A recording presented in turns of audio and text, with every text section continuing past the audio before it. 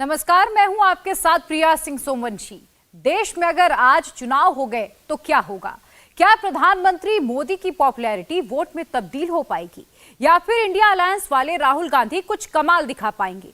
2024 में मोदी से ज्यादा निगाहें इंडिया अलायंस पर इसीलिए होंगी क्योंकि ये गठबंधन बनने से पहले ही अब टूटने की कगार पर नजर आ रहा है। अरविंद केजरीवाल और कांग्रेस के बीच कुछ भी ठीक नहीं हो रहा और केजरीवाल कभी भी इससे बाहर आ सकते हैं। इसका सीधा सीधा नुकसान किसी को होगा तो वो राहुल गांधी को होगा और फायदा मोदी को होने वाला है। लेकिन बात सिर्फ दिल्ली पंजाब की नहीं है, बल्कि बिहार, उत्तर प्रदेश, बंगाल और महाराष्ट्र की भी है। वो पूरा साउथ बेल्ट भी है जहां बीजेपी का कर्नाटक को छोड़कर कहीं भी आधार नहीं है।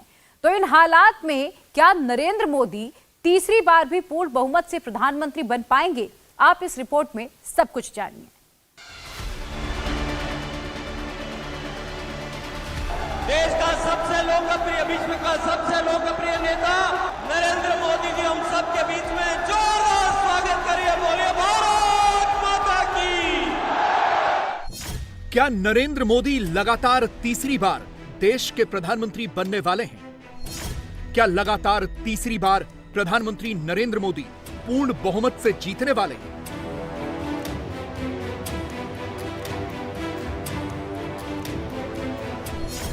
क्या मोदी के खिलाफ इंडिया अलायंस बनाकर भी विपक्ष हार जाएगा? 2024 में इंडिया अलायंस कमाल दिखाएगा या मुंह की खाएगा? क्या नरेंद्र मोदी और राहुल गांधी के बीच एकदम कांटे का मुकाबला है या एक तरफा फाइट है? क्या नरेंद्र मोदी को इंडिया अलायंस की आपसी कलह ही जितवा रही है? दिल्ली में आज राहुल गांधी, शरद पवार और मल्लिकार्जुन खड़गे मिले। खड़गे के घर पर यह मुलाकात हुई और मुलाकात में चर्चा किसकी थी? संजय सिंह की। ऐसा लग रहा है कि संजय सिंह के मुद्दे पर इंडिया अलायंस टूट जाएगा या आम आदमी पार्टी इससे बाहर हो जाएगी। इसकी वजह क्या है, यह समझना जरूरी है। ये दो तस्वीरें दो अलग अलग राज्यों की है। पंजाब में आम आदमी पार्टी की सरकार ने कांग्रेस के विधायक सुखपाल सिंह खैरा को गिरफ्तार करवाया है। कांग्रेस इसे राजनीतिक बदला बता रही है। दूसरी तरफ दिल्ली में संजय सिंह गिरफ्तार हुए तो आम आदमी पार्टी इसे राजनीतिक बदला बता रही है। अब कांग्रेस पूछ रही है कि दोनों मामले अलग कैसे हैं? जो केंद्र सरकार कर रही है वही तो पंजाब में आपकी सरकार भी कर रही है। जब संजय सिंह को सस्पेंड किया गया राज्यसभा से और वो धरने पर बैठे पार्लियामेंट कैंपस के अंदर, तो खुद सोनिया गांधी जी उनके समर्थन में खड़ी हुई, उनके पास जाकर धरने में शामिल हुई। कांग्रेस पार्टी की ये नीयत बिल्कुल साफ है, लेकिन इसी बीच में इतना सब होने के बाद हमारे किसान कांग्रेस के राष्ट्रीय अध्यक्ष को उसी तर्ज पे गिरफ्तार किया गया जिस तर्ज पे संजय सिंह को गिरफ्तार किया गया। हमारा केवल ये कहना है कि अगर कोई बात राष्ट्रीय लेवल पे गलत है तो वो बात राज्य लेवल पे भी गलत होगी। अगर कोई बात मोदी सरकार गलत कर रही है तो वो बात राज्य पंजाब की सरकार भी गलत करती है, तो उतनी ही गलती मानी जाएगी। फिलहाल तो ऐसा लग रहा है कि जैसे आम आदमी पार्टी को इस मुद्दे पर कोई जवाब नहीं सूझ रहा। अब राहुल गांधी की जब सदस्यता गई आपने खुलकर सपोर्ट किया, लेकिन जो संजय सिंह के मामले में कांग्रेस जो है शर्तों के साथ ना करे क्या फर्क पड़ता है? देखिए पूरा का पूरा इन्होंने हमारी इतनी जांच करा ली, कुछ निकला। आप खुल के इंडिया अलायंस के पार्टनर्स के लिए सामने आ रहे हैं कि इस दिन रेट की गई, दूसरी तरफ से कुछ पार्टनर्स आपके भी लिए आ रहे हैं सामने, लेकिन कांग्रेस आपको नसीहत दे रही है और नसीहत देते देते कह रही है कि ये रेट गलत हुई है, संजय सिंह की गिरफ्तारी गलत हुई है, लेकिन साथ ही कह रही है कि जो आप कर रहे हैं पंजाब में वो भी गलत है। इंडिया अलायंस के सारे घटक दल एक साथ हैं, इंडिया अलायंस के सारे घटक दल एक साथ रहेंगे और चाहे जितनी ईडी, सीबीआई, इनकम टैक्स की रेड होती रहे, लेकिन इंडिया अलायंस आने वाले लोकसभा चुनाव में प्रधानमंत्री नरेंद्र मोदी जी को हरा कर रहेगा। तो क्या दिल्ली और पंजाब में आप और कांग्रेस के बीच गठबंधन नहीं हो पाएगा? क्या बनने से पहले ही इंडिया अलायंस के अंदर दरार आ गई है और इसका फायदा सीधे मोदी और उनके एनडीए को मिलने वाला है? इंडिया टीवी सीएनएक्स का चुनाव के पहले का सर्वे का नतीजा आ गया है। सीधा सवाल कि अगर आज चुनाव हुए तो दिल्ली कौन जीत रहा है? क्या नरेंद्र मोदी तीसरी बार भी क्लीन स्वीप करेंगे या फिर केजरीवाल और कांग्रेस के लिए कोई चांस है? बीजेपी ने 2019 में क्लीन स्वीप किया था। इस बार सीटें क्या बता रही हैं वो भी आपके सामने रख देते हैं। बीजेपी में जो 7 लोकसभा सीटें हैं, अभी भी ये जो हमारा ओपिनियन पोल है वो बता रहा है कि बीजेपी 7 में से 7 सीटें जीत सकती है। क्लीन स्वीप यहां पर भारतीय जनता पार्टी कर सकती है। आम आदमी पार्टी यहां पर खाता नहीं खोलेगी, कांग्रेस भी खाता नहीं खोलेगी। जुलाई 2023 में हमने जो सर्वे किया था उसमें एनडीए 5 सीटें जीत रहा था, लेकिन अक्टूबर 2023 यानी ठीक 3 महीने बाद ये सीटें 7 में कन्वर्ट हो गई, यानी 2 सीटों का इजाफा यहां पर एनडीए की सीटों में हो रहा है। यानी जब इंडिया अलायंस में रहकर कांग्रेस और केजरीवाल साथ लड़े तब भी दिल्ली में मोदी को नहीं हरा पा रहे, और अगर अलग हो गए तो फिर दिल्ली में मोदी को हराना नामुमकिन हो जाएगा। अब देख लेते हैं कि पंजाब का क्या हाल है। नोट कीजिए कि सर्वे कांग्रेस और आम आदमी पार्टी के गठबंधन में लड़ने के समीकरण पर ही किया गया है। अब इन 13 लोकसभा सीटों का बंटवारा कैसे हो सकता है अगर आज चुनाव होते हैं तो बीजेपी को यहाँ कोई फायदा नहीं हो रहा है बल्कि नुकसान हो रहा है। सिर्फ 1 सीट यहाँ पर बीजेपी जीतेगी अगर आज चुनाव होते हैं, तो 1 सीट का नुकसान यहाँ बीजेपी को हो रहा है। जबकि आप आम आदमी पार्टी की बात करेंगे तो आम आदमी पार्टी यहाँ 6 सीटें जीत सकती है। 5 सीटें गेन कर रही है आम आदमी पार्टी। 5 सीटों का फायदा यहाँ पर आम आदमी पार्टी को हो रहा है। अकाली दल जो कि बीजेपी के साथ मिलकर चुनाव लड़ती थी, एनडीए की साथी थी, जो अब अलग है, वो अकाली दल की अगर हम बात करें तो 1 सीट यहाँ पर अकाली दल जीत सकता है, यानी 1 सीट का यहाँ नुकसान उनको हो रहा है। जबकि कांग्रेस की बात करेंगे तो कांग्रेस 5 सीटें जीत सकती है और -3 यानी कि 3 सीटों का नुकसान हो रहा है। यानी साथ में लड़ने के बावजूद पंजाब में कांग्रेस को नुकसान दिख रहा है। ये देखना दिलचस्प होगा अगर कांग्रेस पंजाब में आप से लड़ती है तो क्या तस्वीर बनती है। लेकिन हमारा सर्वे तो पूरा भारत का है। सवाल यह है कि 2024 में महाराष्ट्र किसके साथ है? उद्धव ठाकरे और शरद पवार का क्या होगा? मध्य प्रदेश, राजस्थान और गुजरात में क्या बीजेपी 19 वाला प्रदर्शन दोहरा रही है? पश्चिम बंगाल में ममता बनर्जी बीजेपी को कितनी बड़ी टक्कर दे रही है?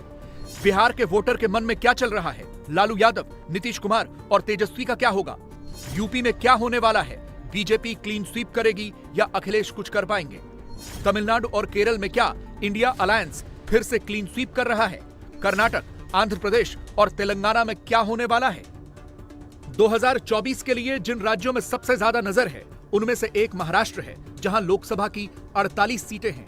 और विडंबना यह है कि चुनाव से पहले कई तरह के अलग अलग फ्रंट चल रहे हैं। उद्धव ठाकरे और शरद पवार दोनों की पार्टी टूट गई। एकनाथ शिंदे और अजीत पवार 2024 में क्या कर पाएंगे? उद्धव ठाकरे और शरद पवार अपनी विरासत बचा पाएंगे? और इन दोनों के बीच बीजेपी और कांग्रेस क्या करेगी? बीजेपी की बात करें तो यहाँ 22 सीटें बीजेपी जीत सकती है। पिछली बार की तुलना में कंपैरिजन करेंगे तो 1 सीट का नुकसान यहाँ बीजेपी को हो रहा है। कांग्रेस की बात करें तो कांग्रेस 9 सीट जीत सकती है। 8 सीट इजाफा हो रहा है, यानी 8 सीटों का फायदा कांग्रेस को महाराष्ट्र में हो रहा है। एनसीपी की बात करेंगे तो 3 सीट, 1 सीट का नुकसान है। शिवसेना उद्धव गुट की बात करेंगे तो 8 यहां पर वो सीटें निकाल सकते हैं, यानी 8 सांसद उनके चुनकर आ सकते हैं। 2 सीटों का यहां पर फायदा हो रहा है। शिवसेना शिंदे गुट की अगर आप बात करेंगे तो कुल 4 सीटें यहां पर शिवसेना शिंदे गुट जीत सकता है। 8 सीटों का नुकसान यहां पर शिंदे गुट को हो रहा है। एनसीपी अजीत पवार की अगर आप बात करें, हालांकि देखिए अभी तक पार्टी में कोई ऐसा बंटवारा नहीं हुआ है, आधिकारिक तौर पर 2 गुट अभी नहीं बने हैं इलेक्शन कमीशन के मुताबिक, लेकिन अगर अजीत पवार को आप अलग से देखेंगे, काउंट करेंगे तो 2 सीटें उनके खाते में जा सकती हैं। यानी महाराष्ट्र से तो एनडीए के लिए कोई बहुत ज्यादा नुकसान नहीं दिख रहा है। तो फिर एनडीए या बीजेपी कहां कमजोर हैं? दक्षिण भारत के राज्यों के क्या हाल हैं, ये आपको बताएंगे।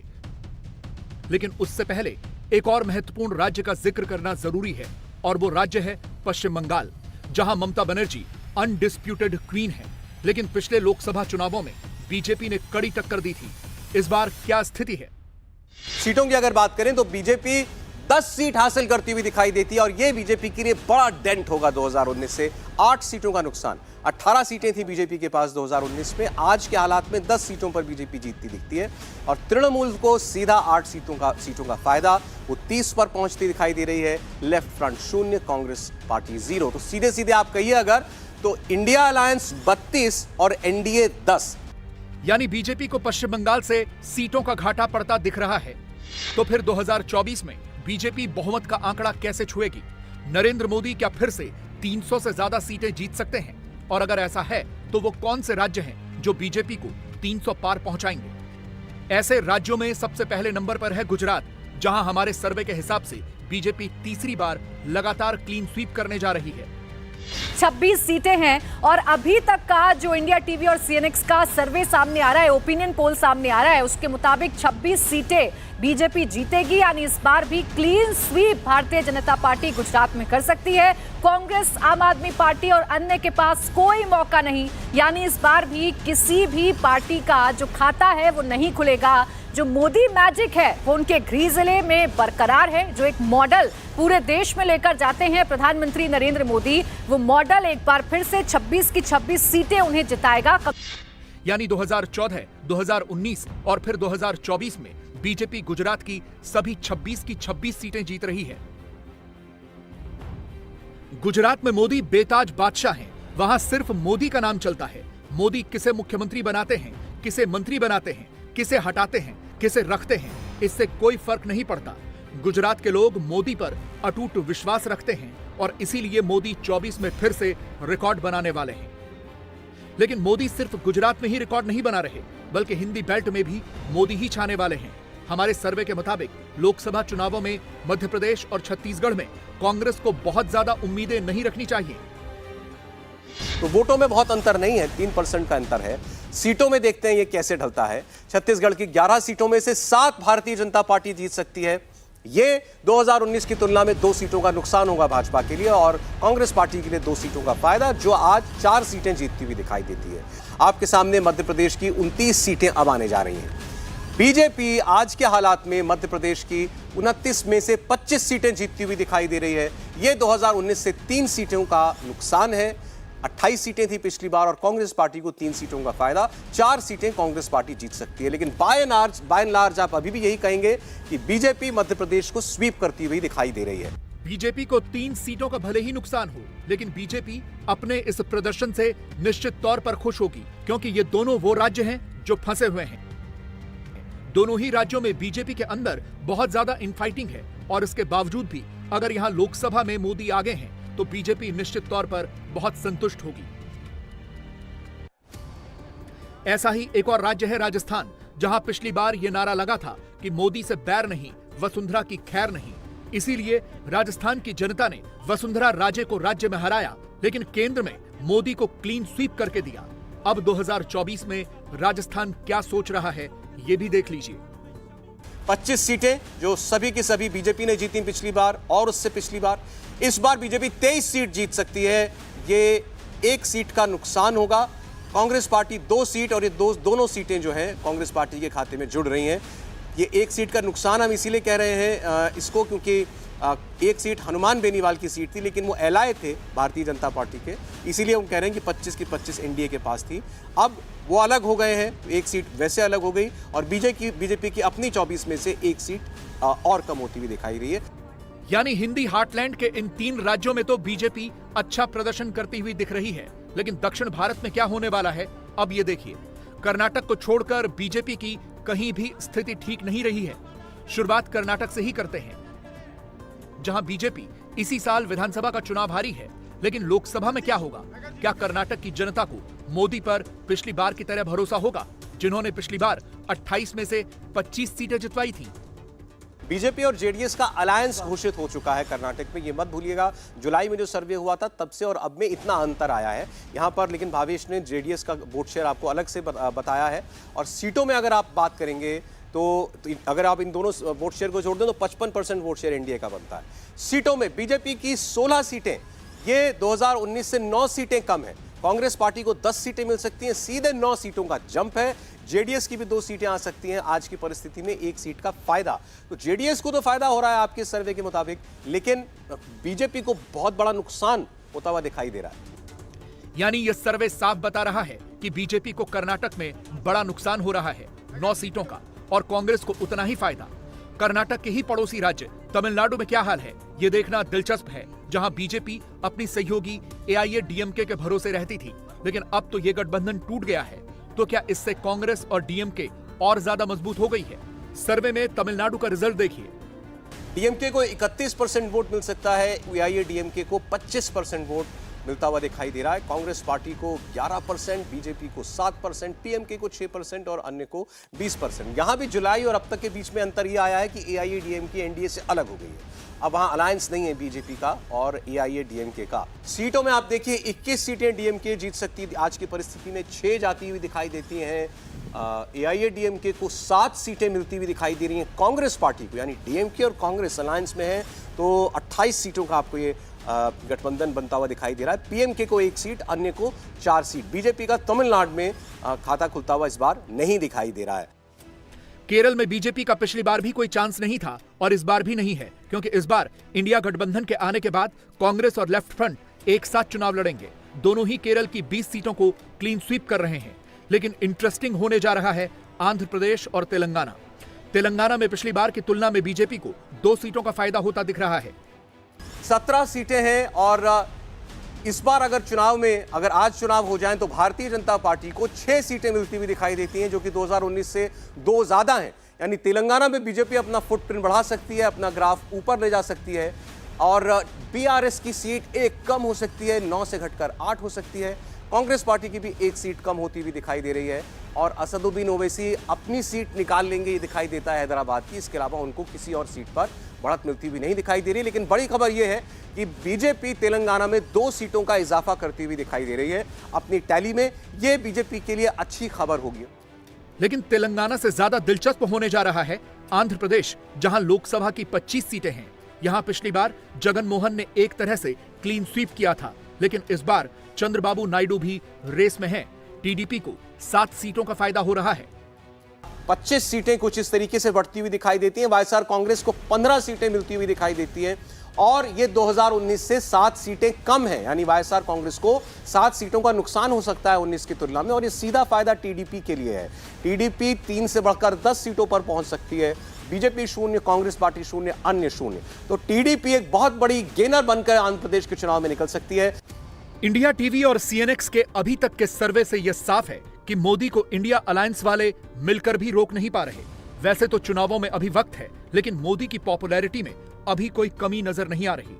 417 सीटों के जो रुझान है वो आपके सामने हम रख रहे हैं। 214 सीटें 417 में से एनडीए जीत सकती है। इंडिया के खाते में 147 और अदर्स यानी अन्य के खाते में 56 सीटें जा सकती हैं। तो 543 में से 417 के आंकड़े अब तक हम आपके सामने रख चुके हैं। 214 एनडीए, इंडिया 147 और अदर्स के खाते में 56 सीटें जा सकती हैं।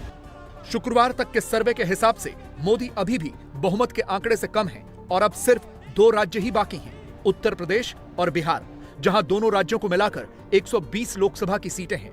दोनों ही राज्य 2024 के लिहाज से महत्वपूर्ण हैं। बिहार में जातिगत जनगणना ने किसके पक्ष में हवा बनाई है? क्या बीजेपी को बड़ा नुकसान हो रहा है? और यूपी में क्या हो रहा है, ये जानने के लिए आपको शनिवार शाम 4 बजे का इंतजार करना होगा। इंडिया टीवी हर वक्त हर जगह डाउनलोड करने के लिए सर्च करें India TV news Google play store या ऐप स्टोर पर।